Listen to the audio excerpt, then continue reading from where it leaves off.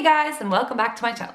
In today's video, I'm going to teach you guys how to write a viral blog post. The topic of today's video actually came about because a friend messaged me and said she was really struggling to get traffic to her blog. So she asked if I had any tips and if I could help her. Now, I think the problem is that most people that are trying to get traffic to their blogs to join an ad network and make some money are mainly just using SEO. And SEO is great, and obviously you want your articles to rank on Google. But in the short term, if you're really trying to join an ad network and you just need a lot of views in a short amount of time, then viral blog posts are kind of the way to go. Okay, so let's dive right in, and I'm going to show you the 5 methods I use to write a viral blog post and get tens of thousands of extra hits to my travel blog.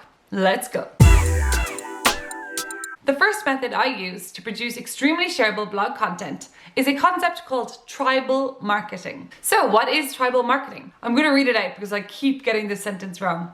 Tribal marketing is the practice of identifying consumers as a group based on common collective behaviors rather than demographics.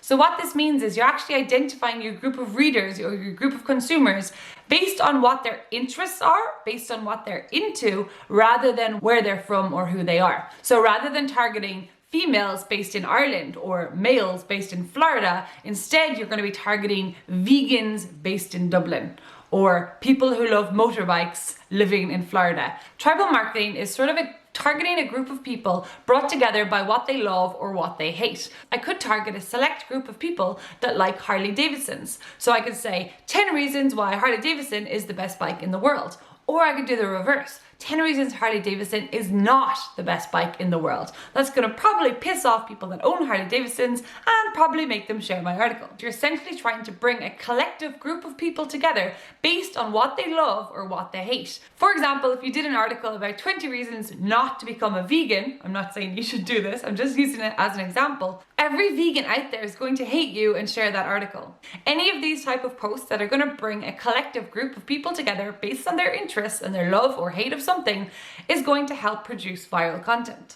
Okay, so an example from my own travel blog, one of my most viral articles of all time was actually an article titled 9 Reasons Not to Travel Solo. Seriously. It was my honest opinion at the time. I had a very bad day of solo travel. I was angry, I was annoyed, and I just let all of my emotions pour out into my keyboard, wrote this blog post and published it.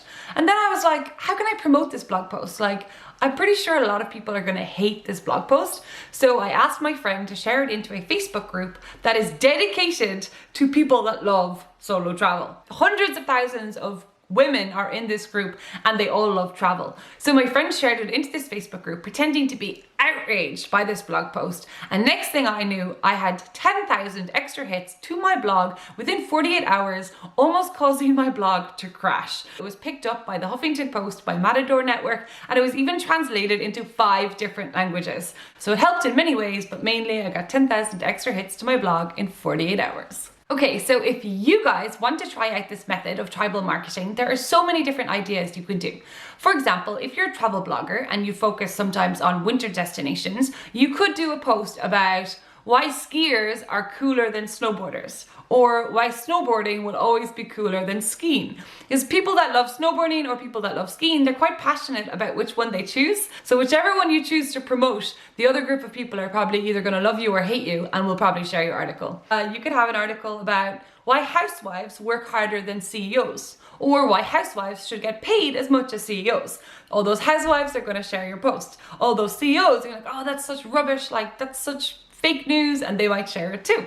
Or you could do one about travel. For example, this is why people keep returning to the Philippines. Now, the people in the Philippines are going to love you for writing a post about the Philippines, and all the people that return to the Philippines like 2, 3, 4, 5 times are going to be like, oh, that's me. She's talking about me. I'm one of those people. And they'll share your article. And this sort of brings me into number 2, which is just using common demographics to bring people together. For example, you could say 10 reasons Irish guys are better than Italian guys. All the Irish guys are going to be super proud, like, oh yeah, look at us, we're sexier than the Italian guys, and they're going to share the article. If you somehow manage to get that group into a Facebook group dedicated to Italian people, they'll be like, oh my God, this is rubbish. How could people think that Irish guys are better than Italian guys? So they're going to share your article. So you've got people that like Irish guys and people that like Italian guys both sharing your article.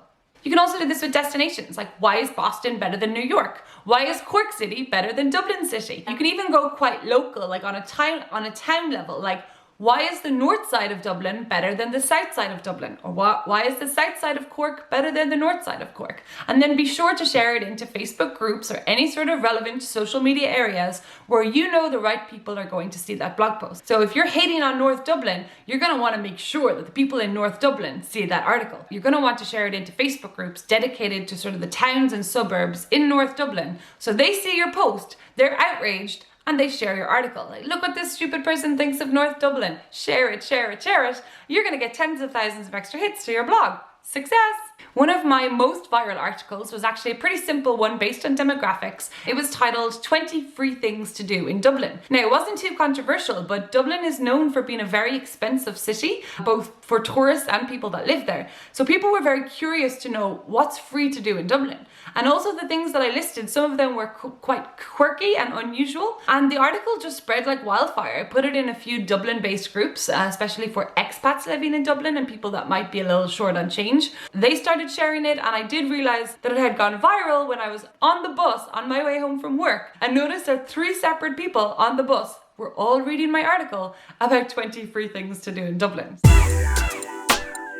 Okay, method number 3 to get a post to go viral is to have a very unpopular opinion. So you need to be honest, you need to make sure this opinion is actually your opinion and you feel very passionate about it. And even if it is an unpopular opinion, write about it. Let all that passion and all that emotion flow out of your body and into your keyboard and into the blog post, and you will be very surprised with how viral these type of posts can be. 3 of my most viral posts of all time were actually unpopular opinions, and I'm gonna go into them right now. Okay, so the first one was the one I mentioned earlier, which was 9 reasons not to solo travel.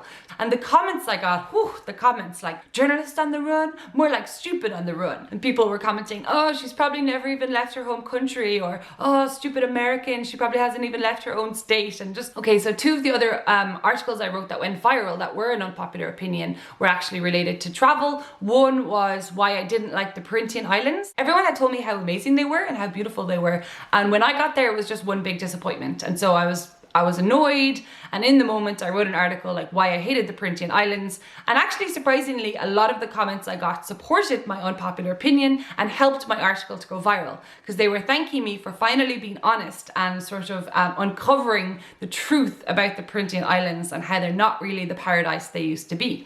I had a similar article about Boracay in the Philippines, which I published about 7 years ago before they cleaned up Boracay, again saying that like everyone thinks that Boracay is the most beautiful island in the world, when really it's overcrowded, there's a McDonald's on the beach, there's too many tourists, there's all these pub crawls. It's not really the paradise island you probably have in mind.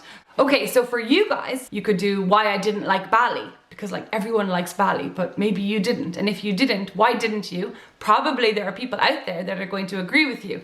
And if there are people out there that think your opinion is unpopular, they're probably going to share it too. Like, this person doesn't like Bali. How can they not like Bali? You could also do one about being a digital nomad, like why I don't want to become a digital nomad. Or you could write one about quitting your job, like 9 reasons not to quit your job and travel the world. So maybe your opinion on why quitting your job is overrated, that you love your job and you like traveling, but not for 12 months a year. Okay, method number 4 to get a viral blog post is called the skyscraper effect. Now, the skyscraper effect is more commonly used in SEO. I know I use it all the time in my SEO blog posts, but it does work really well for viral posts as well. So the concept behind the skyscraper post is that you're going to find what ranks on Google already. So look at the top 10 articles for your search term, say things to do in Venice.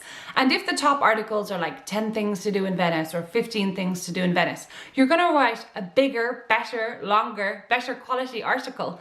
But it needs to be not just like a little bit better, but a lot better, which is the skyscraper approach. You're not going to build a skyscraper that's just 1 meter taller than the current tallest skyscraper in the world. You're gonna make it like 10 meters higher. So with blog posts, if I see a post that's like 20 things to do in Venice or 25 things to do in Venice, I'm not gonna do 30 or 35 or 40. I'm gonna go like 50 or 70. You just want it to be so long and so good that no other blogger would ever even dare to try and do one bigger or longer than you. And I do find when I do these type of posts that they actually tend to go viral in the first few weeks of getting published. You can give them a little push by, again, looking at all the people you mention. So if you're mentioning food companies, restaurants, destinations, whatever or whoever it is that you're mentioning, get on Facebook, send them a DM, say, hey, I just published this mega post and I've listed you as one of the top 5 things to do in Venice, or I've listed you as the top food tour to do in Venice. They're gonna love it and they're gonna share it. People don't know that you're publishing these articles. You've got to let them know. You've got to give them that little push. So my friends and I actually used this exact method to grow a niche site we had about Ireland. And we actually managed to grow it to 25,000 unique hits within 2 months of trying. We would pick like tiny towns and villages all over Ireland that most people would never write about.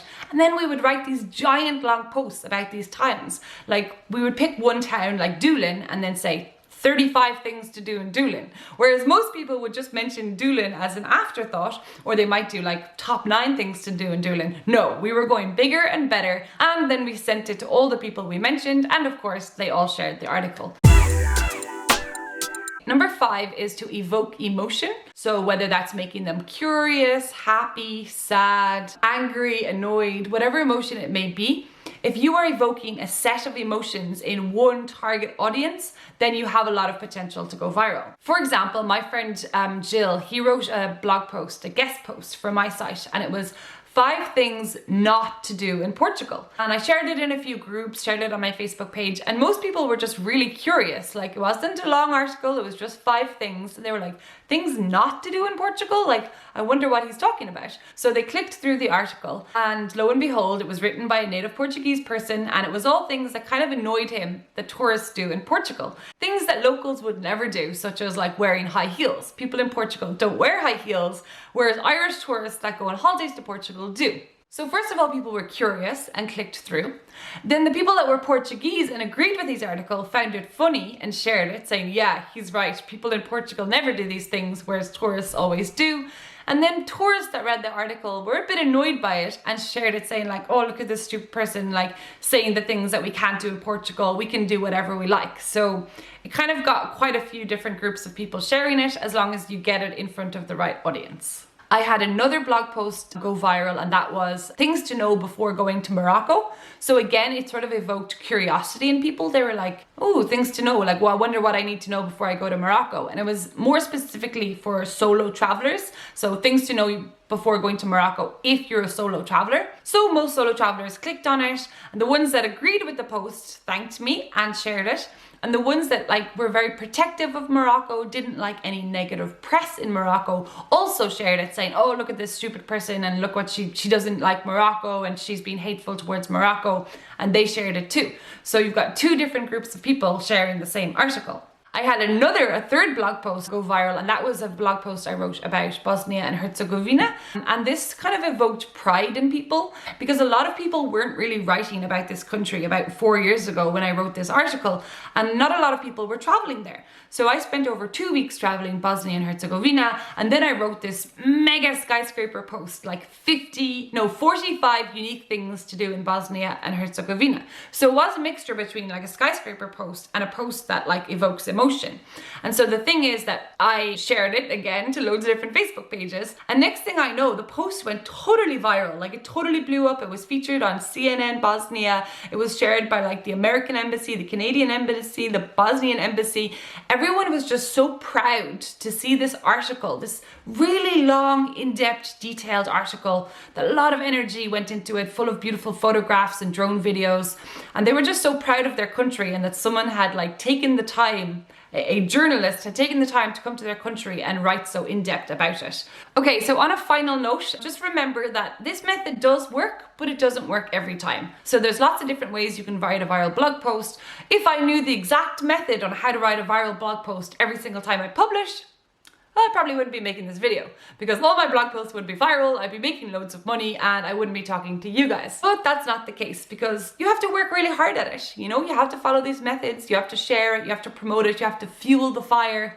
Sometimes boosting a post on Facebook to that target demographic can really help as well. So the thing I would just say is to be patient. It does take time. try it out every week or every month or a few times a year. Like say, okay, I'm going to try write like a viral blog post, or I have an unpopular opinion, let me just get this out there.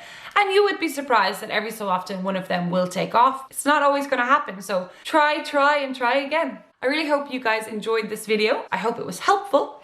And if you would like to join my blog challenge, I have a challenge for the next week, which is how to write a viral blog post. And I'm going to be personally coaching you guys for free. And all you need to do is join my Facebook group. And I'm going to leave the link in the description below. If you guys did enjoy this video, please do consider subscribing below and giving this video a thumbs up. Thanks for watching, and let's grow our social media together.